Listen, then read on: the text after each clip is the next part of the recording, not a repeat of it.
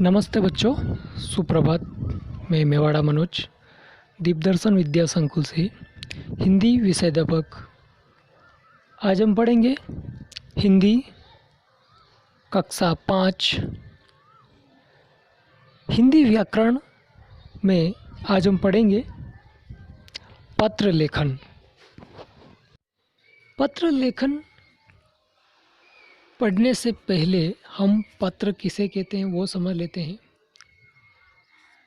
तो पत्र व्यवहार एक ऐसा साधन है, पत्र व्यवहार एक ऐसा साधन है जो दूरस्थ व्यक्तियों की भावना, अर्थात जो इंसान अपने से दूर बैठा है और वो अपने विचार व्यक्त करना चाहते हैं, अपने को बताना चाहते हैं, तो वो इस पत्र के माध्यम से वो बता सकता है। देखिए क्या लिखा है।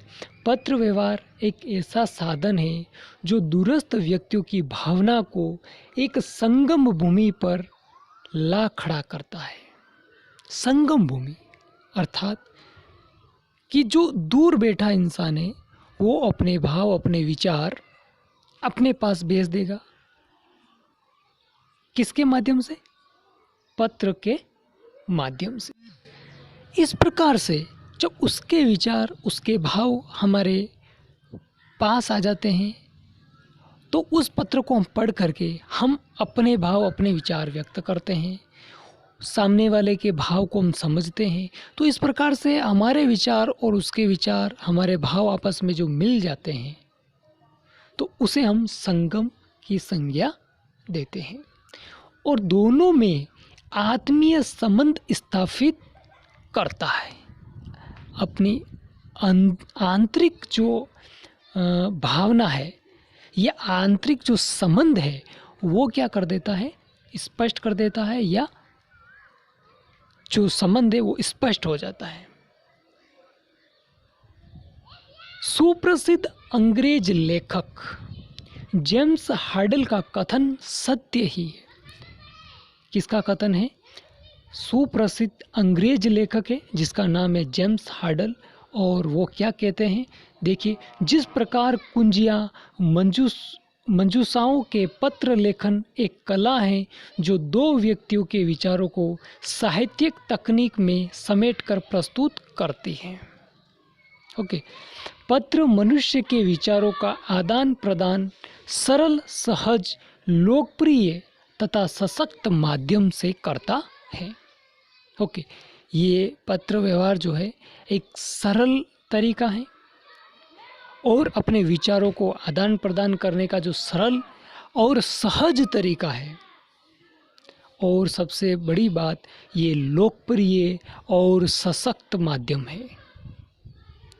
लोकप्रिय इसलिए कि ये प्राचीन समय से ये कला विकसित है कि इस माध्यम से अपने विचारों को हम दूसरे तक पहुंचाते हैं। इस प्रकार से ये पत्र जो है बहुत ही लोकप्रिय है और सशक्त अर्थात बहुत ही मजबूत एक माध्यम है अपने विचारों का आदान प्रदान करने का। तो अब हम पत्र को समझ चुके हैं। अब हम पत्र के प्रकार की ओर बढ़ेंगे और हम कौन कौन से पत्र पढ़ते हैं और उसको किस प्रकार से लिखा जाता है, तो ये हम अब आगे समझेंगे। तो अब हम पढ़ेंगे पत्र के प्रकार, यानी कि टाइप्स ऑफ लेटर। तो पत्र व्यक्ति के सुख दुख का सजीव संवाहक होने के साथ यह पत्र लेखक के व्यक्तित्व का प्रतिबिंब भी होता है। प्रतिबिंब का मतलब छाया या दर्पण कह सकते हो, कि जो लेखक है यानी कि जो लिखने वाला है उसका व्यक्तित्व का प्रतिबिंब इस लेटर से, इस पत्र से होता है। निजी जीवन से लेकर व्यापार को बढ़ाने तथा कार्यालय या संस्थानों में परस्पर संपर्क का साधन जो है वो क्या है? पत्र ही है।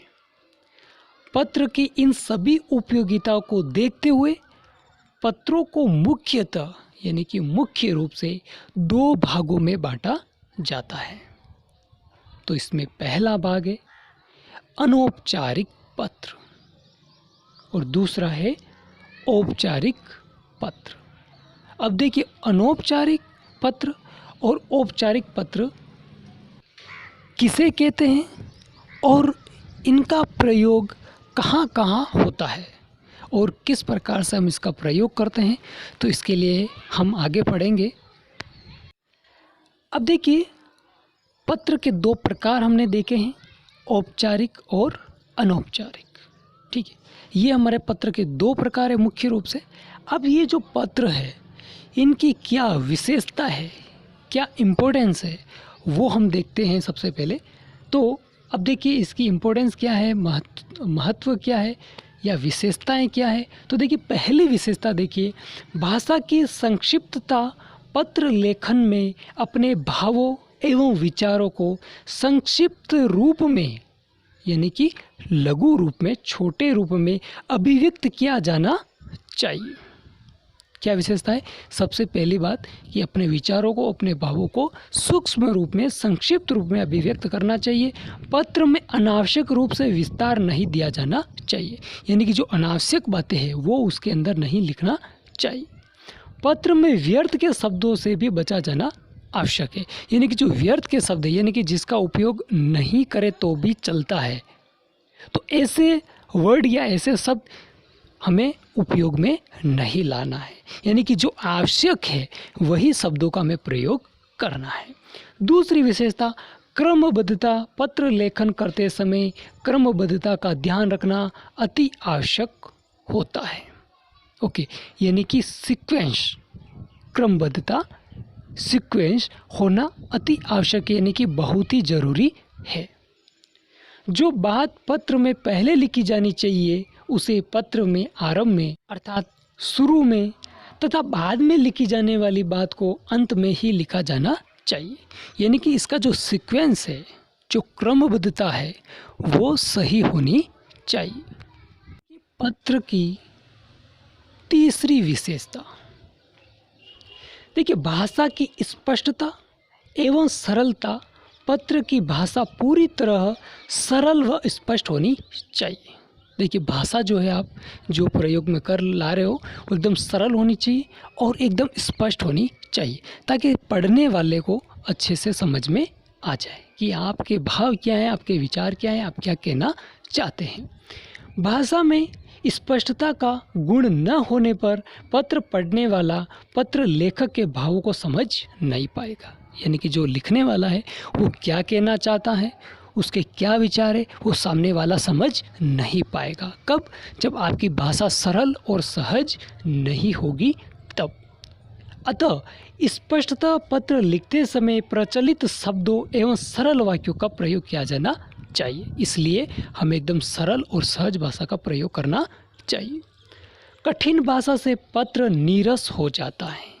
नीरस का अर्थ जिसमें कोई रस ना हो, जिसमें कोई पढ़ने में मज़ा ना आए और सामने वाले के भाव भी हमें समझ में नहीं आता है, इसलिए हमारी भाषा सरल, सहज और सुबोध होनी चाहिए। चौथी विशेषता है प्रभावपूर्ण शैली। पत्र की भाषा शैली प्रभावपूर्ण होनी चाहिए, यानी कि पत्र की जो भाषा है वो प्रभावपूर्ण होनी चाहिए, यानी कि जो आप लिख रहे हो वो पढ़ने वाले के ऊपर आपका पूरा प्रभाव पड़ना चाहिए कि आप क्या कहना चाहते हो, आपके क्या विचार है, उसका पूरा का पूरा प्रभाव पढ़ने वाले पर पड़ना चाहिए, जिससे पाठक पत्र लेखक के भावों को सरलता से समझ सके। और पत्र की भाषा मौलिक होनी चाहिए, अनावश्यक शब्दों का भाषा का प्रयोग करके आकर्षक पत्र नहीं लिखा जा सकता है, यानी कि अनावश्यक शब्द यदि हम प्रयोग में लाएंगे तो हमारा जो पत्र है वो आकर्षक नहीं होगा। अतः हमें अनावश्यक शब्दों का प्रयोग भी नहीं करना है। पांचवी विशेषता, उद्देश्यपूर्ण पत्र इस प्रकार लिखा जाना चाहिए जिससे पाठक की हर जिज्ञासा शांत हो जाए, यानी कि आप जो पत्र लिख रहे हो वो इस प्रकार से लिखो कि जो पढ़ने वाला है उसकी जिज्ञासा पूरी तरीके से शांत हो जाए, यानी कि जो आपके भाव है, जो आपके विचार है, वो पूरे के पूरे पढ़ने वाला अच्छे से समझ जाए। पत्र में जिन बातों का उल्लेख किया जाना निश्चित है उसका उल्लेख पत्र में निश्चित तौर पर किया जाना चाहिए। यानी कि आपका जो मुख्य भाव है, आपके जो मुख्य विचार है, वो उसके अंदर आने चाहिए। पत्र पूरा होने पर उसे एक बार अंत में पुनः पढ़ लेना चाहिए। यानी कि जब आपने पत्र लिख दिया है, आपका पत्र पूरा हो चुका है, तो एक बार उस पत्र को वापस पढ़ लेना चाहिए, ताकि उसके अंदर यदि किसी प्रकार की कोई त्रुटि रह जाए या किसी प्रकार की कोई कमी रह जाए तो उसे आप सुधार सको। अतः पत्र पूरा हो जाए उसके बाद एक बार आपको फिर से उस पत्र को पढ़ लेना आवश्यक है, जिससे कि आप पत्र में रह गई कमी को आप दूर कर सको। अब देखिए, पत्र की विशेषता हम पढ़ चुके हैं। ओके, अब हम पढ़ेंगे पत्र को लिखते समय हमें कौन कौन सी बातों का ध्यान रखना आवश्यक है। तो देखिए, पत्र लिखते समय ध्यान देने योग्य बातें निम्नलिखित हैं। अब पहली बात है, पत्र लिखते समय प्रारंभ में पत्र लेखक व पत्र प्राप्तकर्ता का नाम व पता दिनांक के साथ लिखा जाना चाहिए। यानी कि लिखने वाला कौन है और प्राप्त करने वाला कौन है, उनका एड्रेस, उनका नाम, पता और दिनांक अवश्य होनी चाहिए पत्र में। दूसरी बात, पत्र में अनावश्यक बातों का विस्तार न देकर संक्षिप्त में अपनी बात प्रभावपूर्ण तरीके से कही जानी चाहिए। दूसरी बात कि अनावश्यक बातें नहीं हो उसके अंदर। दूसरी वस्तु कि जो लिख रहे हैं वो प्रभावपूर्ण तरीका होना चाहिए। तीसरी बात, पत्र का विषय स्पष्ट होना चाहिए। यानी कि आप किस विषय पर पत्र लिख रहे हो वो पूर्णतः स्पष्ट होना चाहिए। अगली बात, पत्र लिखते समय कम से कम शब्दों में अधिक से अधिक बात कहने की कोशिश करनी चाहिए। यानी कि शब्द आपको कम लिखना पड़े और आपके भाव, आपके विचार पूरे उसके अंदर आ जाए, इस तरीके के शब्दों का आपको प्रयोग करना है। अगली ध्यान देने योग्य बात, पत्र की भाषा मधुर, आदर सूचक एवं सरल होनी चाहिए। देखिए, पत्र की जो भाषा है वो मधुर होनी चाहिए, आदर सूचक होनी चाहिए और सबसे बड़ी बात सरल होनी चाहिए, जिससे कि पढ़ने वाले को आसानी से समझ में आ जाए।